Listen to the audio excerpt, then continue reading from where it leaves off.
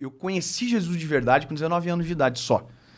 Que foi quando eu fui apresentado a Jesus, não pela maneira que eu gostaria, foi num processo de dor bem difícil, mas que foi como quando eu o conheci de verdade. Então, eu conheci fragmentos durante uma boa parte da minha vida, depois eu fui desconstruído muito, porque vi muita coisa ruim acontecendo, e aí quando eu tive encontro com Jesus, as coisas foram se repaginando, a minha fé foi transformada e tal, e aí a vida começou de maneira que está hoje. Entendi. Assim, é bem comum um cara que é proeminente, assim, eu não sei como dizer, no pastoreio. Não é pastoreio, cara, porque o pastorado, ele Pastorado. ele é um ministério local, né? Ele é um ministério de cuidar de pessoas. O meu ministério é evangelista, então eu falo para todas as pessoas então a minha função é traduzir o evangelho de maneira simples. Entendi. É isso que eu faço, para que então, todo mundo entenda. Então eu não cuido de pessoas especificamente, né? Por isso que não é pastorado. Entendi. Tá. Esses caras que são proeminentes no evangelho... Sim, pode ser. Uhum. Geralmente tem uma história, assim, né? De uma transformação profunda que... Assim, eu não conheço, talvez esteja falando besteira, mas assim, eu não... Desses que explodem, saem somente do círculo cristão e acabam viralizando e tal, não sei o quê. Esses caras sempre têm uma história... com um encontro com Jesus, assim, de sofrimento. Então, cara, assim, eu penso o seguinte, todo mundo, a gente nasceu, basicamente, nós somos apontados para uma divindade. Nós somos apontados para crer em alguma coisa sobrenatural, a mais do que isso aqui, né? Então, de uma certa forma, você aceita Jesus de 3 formas, né? Uma, obrigado, como vocês fizeram, cara. Foi maneiraço. Mas eu achei muito legal da parte da Ciola, o jeito dele, muito... tu falou que foi muito bonitinho. Puro. Foi mesmo. Eu achei muito bonitinho mesmo. Bonitinho não, achei bonito. Achei, sabe, de verdade. Um bom ele gesto. é muito genuíno, cara. Ele é muito genuíno. Realmente. Sem vínculo político, sem nada disso, mas ele é um cara genuíno. Pelo que eu vi aqui, né? Sim. E aí, bom, a própria consciência de fé, quando você analisa o todo e vê, cara, não dá pra ser só isso aqui, eu preciso de algo a mais. Por exemplo, isso é a própria história do C.S. Lewis. Por exemplo, ele fez essa análise e falou, cara, eu não crer em nada é subestimar a minha capacidade. Saber, é só isso aqui, não pode ser. E a outra é a dor. E a dor é a mais impactante. A dor é a mais impactante porque você conhece não somente o Jesus das Escrituras que foram apresentados em pregações. Você conhece o Deus pessoal, que entra no teu problema, na tua causa, na tua história. Então muda tudo. Entende? Uma coisa é, por exemplo, eu falar pra você, cara, olha, Jesus cura. A outra coisa é você ser curado por Jesus. É totalmente diferente. Então, por isso que os processos de dor, eles intensificam esses personagens proeminentes. Por quê? Porque tem uma história muito profunda por trás. Entendi. Então, quando você experimenta, e foi o meu caso, que eu tive um momento muito difícil, foi só Deus para mudar o quadro e a história, Deus fez. Então... Hoje eu tenho uma pregação que eu carrego, mas eu tenho algo que eu nunca vou poder me esquecer, que foi o que Deus fez por mim lá no começo. Não tinha ninguém vendo, não tinha pregação acontecendo, era só eu e Deus dentro do meu quarto. Entendi. Pode falar o que aconteceu? Cara, assim, ó, eu não queria falar sem vocês perguntar, né? Porque não, pô, eu fiquei com medo de perguntar, porque vai que duas vezes. tá assim, traumatizado com a parada. Eu vou falar uma coisa pra vocês engraçada. Eu sou um ex-nada.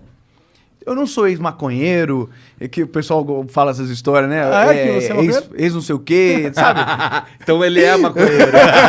Não, é a primeira vez que eu fumo maconha por osmose, que eu achei. É a primeira vez hoje. Bom, essa é uma boa maconha pra fumar por osmose. Deixa pra vocês aí. Ô, mano, mas brincadeiras à parte, pô.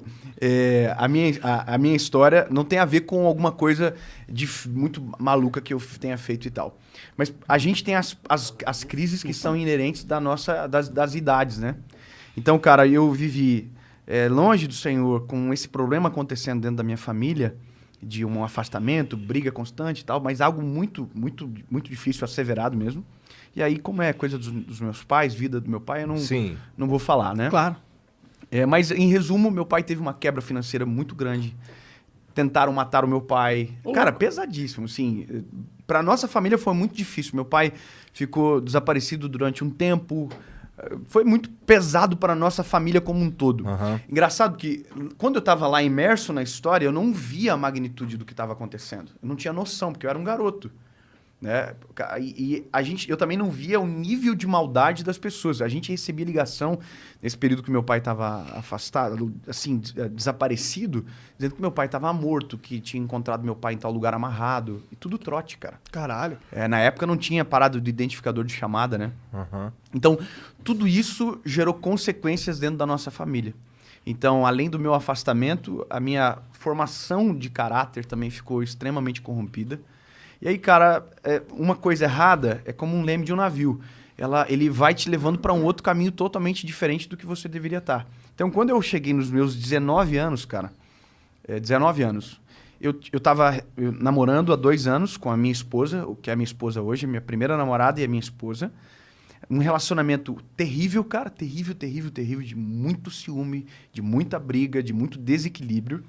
Eu estava na faculdade na época, minha formação acadêmica é Direito, tinha acabado de entrar na faculdade e na minha cabeça eu estava no hype, né? Porque eu tinha ganhado um prêmio na época da faculdade, de garoto calouro e Da tal. hora. Tava fazendo propaganda de televisão e de rádio na época Ó, pra faculdade. massa. Eu tava me achando que eu tava no hype. Só que por trás havia um vazio muito grande. Havia um déficit muito grande. Então, por fora parecia que estava bem, mas por dentro estava morto. E eu tive essa sensação, essa percepção de realidade, cara, no dia 23 de abril de 2009. Foi uma quinta-feira. Eu me lembro que eu acordei pela manhã, cara, e naquele dia tudo que poderia acontecer de consequências somadas de uma vez só aconteceu comigo naquele dia.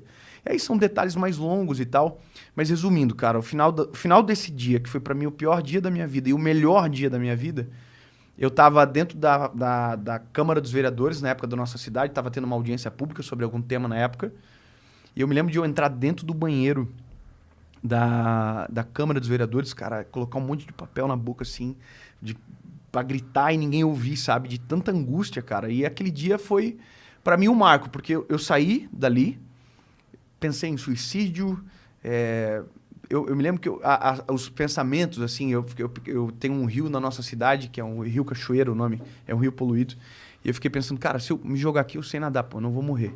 Aí pensei de me jogar na frente de um carro. Falei, cara, e se eu ficar paralítico? Pô, eu vou incomodar minha mãe e meu pai pelo resto da minha vida e não vou conseguir morrer. Pra entender o nível, né, do que estava passando dentro do meu coração. E aí, cara, naquele dia, eu procurei 2 coisas. Eu procurei um irmão da igreja que passava por mim quando eu ia para o colégio. Ele passava por mim de bicicletinha cantando o hino, assim. Ele cantava o hino assim, caminhando eu vou para Canaã, pá. E um dia, e eu sempre olhava ele, quando eu era mais novo, olhava aquilo e falava assim, mano, que cara ridículo. Eu tô envergonhando a igreja, que coisa absurda. Olha só, eu achava aquilo ridículo. E no dia que a minha angústia se apresentou, eu me lembrei dele. Falei, cara, eu preciso daquele cara. Porque eu me lembro que ele passava por mim, porque ele ia ir orar num monte que tinha na nossa cidade e tal. E eu não encontrei ele, cara.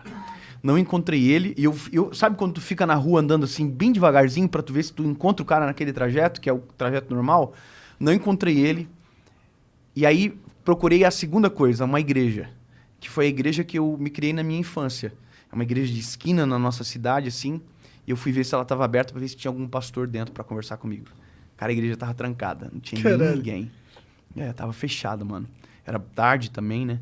E aí, cara, me restou ir para casa e entrar no meu quarto, fechar a porta. Na verdade, não tinha porta. A nossa casa não tinha porta no meu quarto. Eu fui pro canto da cama, assim, bem no cantinho onde não dava para ver da porta. Eu dobrei meu joelho e comecei a falar com Deus, cara. A oração mais sincera que eu fiz na minha vida. Sabe? Porque a oração, ela às vezes é uma... A gente tenta impressionar, parece Deus, a gente tenta rebuscar as palavras, como se, né? Cara, foi a oração mais simples da minha vida. Foi a oração mais verdadeira. Eu nunca chorei tanto, acho, na minha vida como naquele dia. E eu disse uma coisa pro Senhor. Eu falei, Deus, se o Senhor existe, se o Senhor é real, e se o Senhor tem um plano comigo realmente, que eu ouvia na minha infância, eu preciso que o Senhor entre na minha vida e o Senhor mude a minha história. Hoje, eu preciso que o Senhor fale comigo. E, cara, eu fiquei naquele cenário ali, orando e tal, e aí me lembrei de uma Bíblia que não ficava no meu quarto, que era uma Bíblia que era do meu avô, que meu avô havia falecido e ficado para a nossa família. Eu peguei, fui lá no quarto da minha mãe, busquei a Bíblia, voltei pro meu quarto, E aí, cara, dobrei o joelho de novo e falei, Jesus, eu já ouvi pessoas dizendo que isso pode acontecer, então eu quero que o Senhor faça comigo, preciso que o Senhor fale comigo. Aí eu peguei a Bíblia e abri. E abri em Salmo 116. Nunca tinha lido, nunca tinha aberto aquele texto, estava assim, amo o Senhor, porque Ele ouviu a minha voz e a minha súplica, porque inclinou para mim os seus ouvidos, por quanto invocá-lo enquanto viver. Cordéis da morte me cercaram, angústias do inferno se apoderaram de mim. Encontrei angústia e tristeza e disse, ó Senhor, livra minha alma. Bom é o Senhor, justo Ele é, Ele salva. Cara, era a minha história. Eu clamei ao Senhor, os cordéis da morte me cercaram, eu tive muita angústia. E aí eu comecei a chorar e falar, Jesus, o Senhor é real e tal, mas eu preciso que o Senhor fale comigo de novo. Eu preciso, Senhor, eu estou desesperado, fala comigo de novo. Abri. Isaías 60, levanta-te e resplandece, porque já vem a tua luz e a glória do Senhor vai nascendo sobre ti. Aquele dia mudou minha vida para sempre, cara. Mudou meu relacionamento com a minha esposa, na época era minha namorada, mudou a minha forma de tratar os meus pais. Foi a mudança mais radical que eu experimentei na minha vida, cara. Diferentemente da religião que transforma o homem de fora para dentro, com paradigmas e com a própria história, Cristo ele transforma o homem de dentro para fora.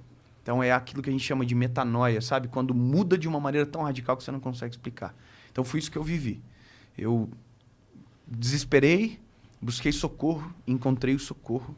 E a partir daquele dia, cara, eu fiquei tão incendiado por isso, e por isso que eu me tornei talvez um pregador do evangelho, porque a minha vontade era que todo mundo conhecesse aquilo.